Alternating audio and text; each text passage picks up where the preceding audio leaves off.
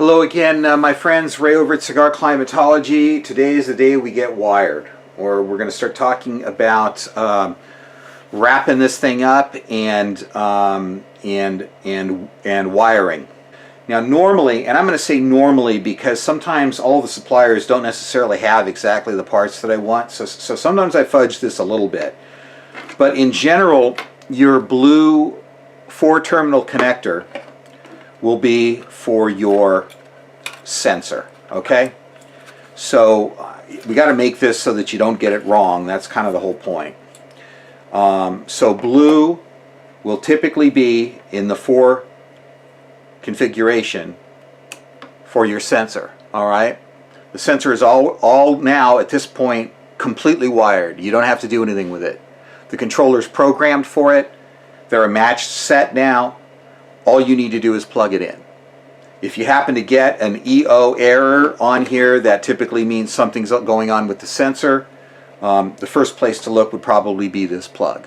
All right, it only goes in one direction. It's got a lock on it. You can't put it in backwards unless you hit it with a hammer. You can't really do it wrong. Okay, it's pretty keep it simple stupid.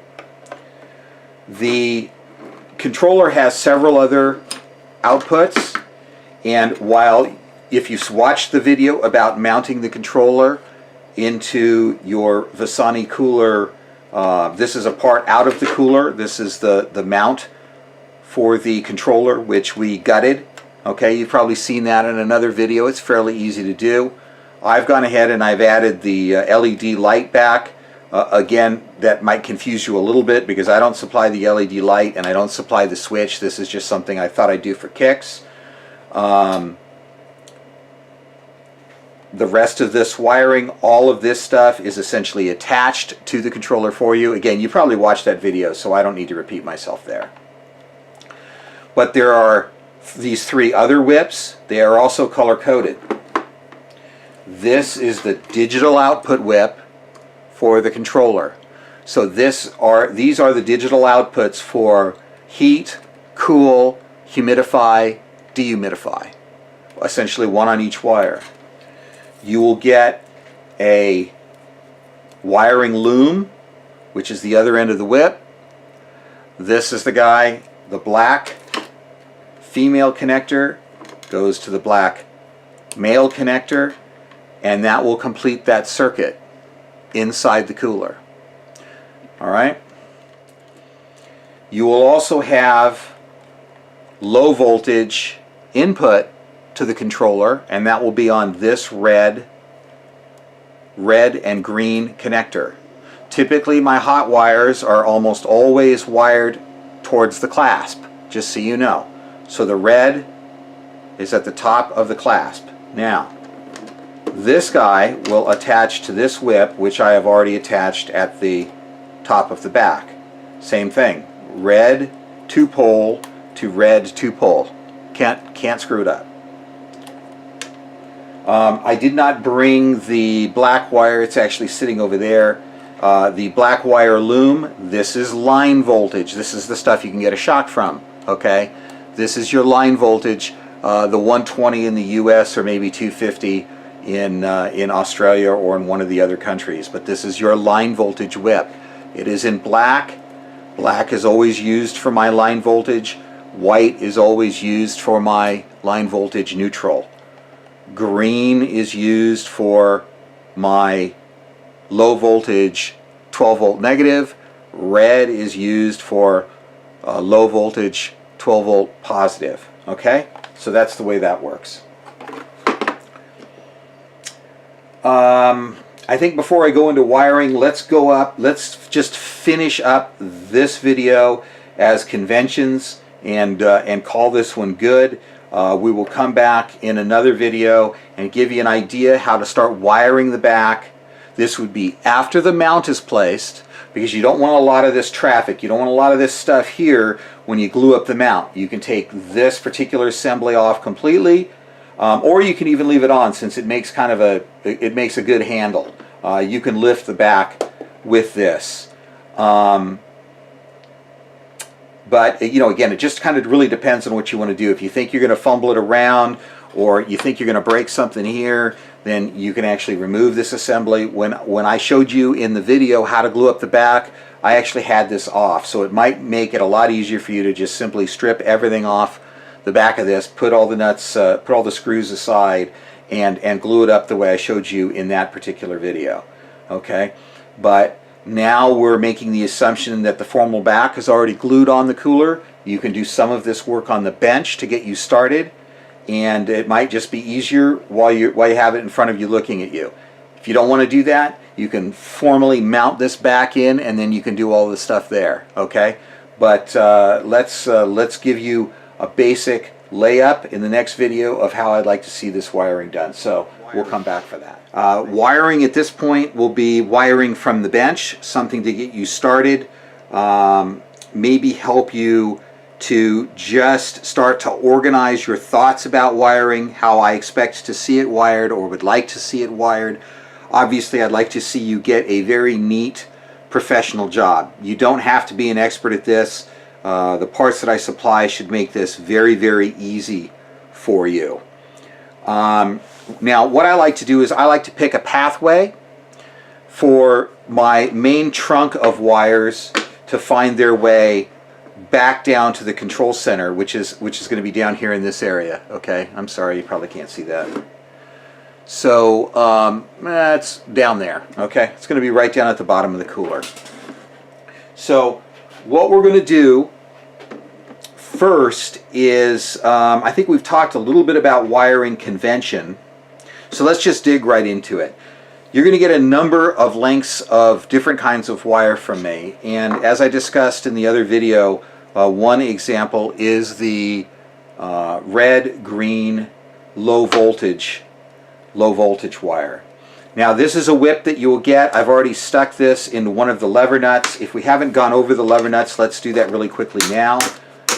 These are lever nut assemblies that will help you and aid you in a neat installation and actually very quickly being able to move or adjust appliances inside the humidor. They're very easy to use. You flip the lever up to enter and you put the wire in, the open terminal, drop the lever, and it's attached. Okay, and electrically connected. In this particular case, this is going to supply the controller. We went over that in another video. Sorry, that was outside of the shot. But what we're going to need to do is we're going to need to supply this guy with power, won't we? So, again, I do supply you with a number of lengths of wire. And red and green will be one of them, or two of them. And so let's just come up with a plan on how we're going to want the wiring eventually to look like when we're done. Now, what I've done here, let me move this guy aside, is I've gone ahead and I have applied two of these wire pads to the side of this duct. Okay, I will also send you a number of these. They're fairly simple. You peel and stick. Okay, so these guys are adhered to the side of the cooling duct, and what you do with these guys is you run the zip tie through them like so,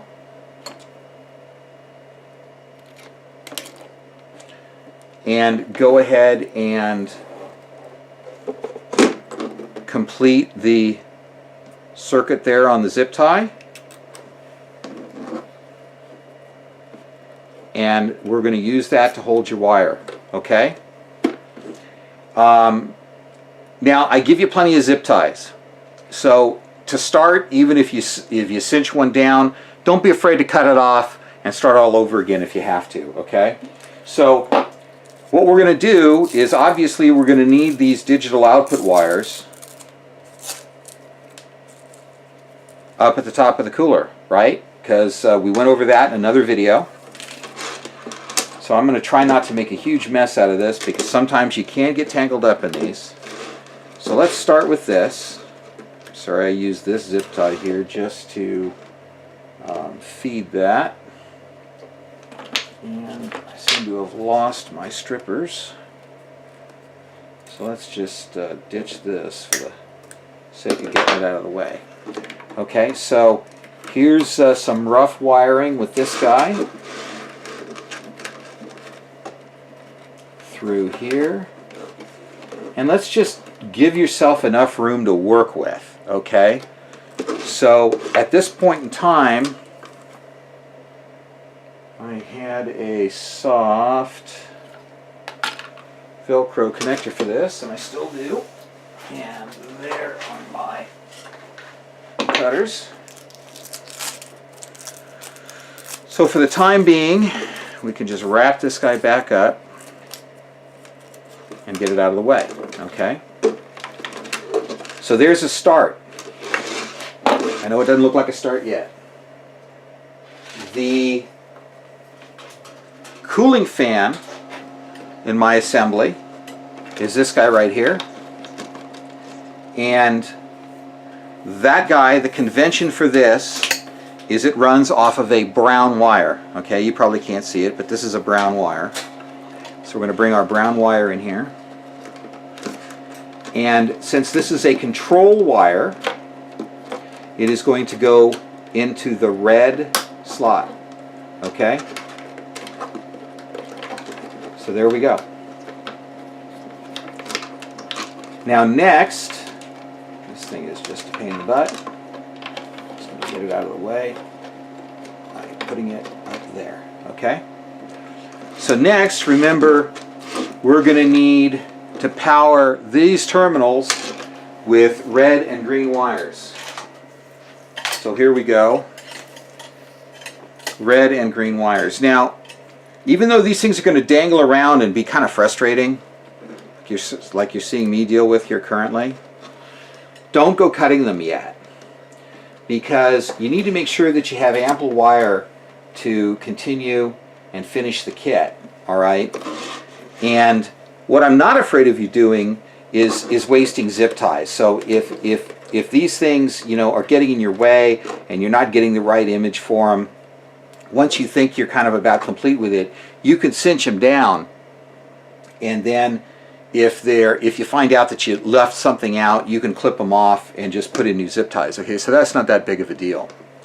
But in this case, this is still open. I'm still using it, so I don't want to see you do that. So if we come up here, we can go ahead and drop the green into the green side of the lever nut. If it wants to go in, there it goes. And we can drop the red side into the red side of the lever nut. Now, as you can see already, you're already beginning to get a nice, neat assembly. Now, in this particular case, you probably might want these guys on top, you know, versus this guy on the bottom. And depending upon what else you wire up over here, you know, we might want to come in with another one of these pads and say, place it here, right? And then we can go ahead and zip tie all the wire connectors that come out of that down to this pad. Okay? So look at what we've done in just a couple of minutes. And you're probably saying, oh, Ray, you made a mess. No, I didn't. Not really. So let's just, like we're finishing this off, we'll snug this guy up. Okay. We'll snug this guy up. Okay. We don't like the looks of that. It's just all bulbous and bunched up and hanging out. So what are we going to do with this? We'll zip tie them together. Great. Now we got a nice trunk assembly, and we can still actually move these wires in and out to fit our installation.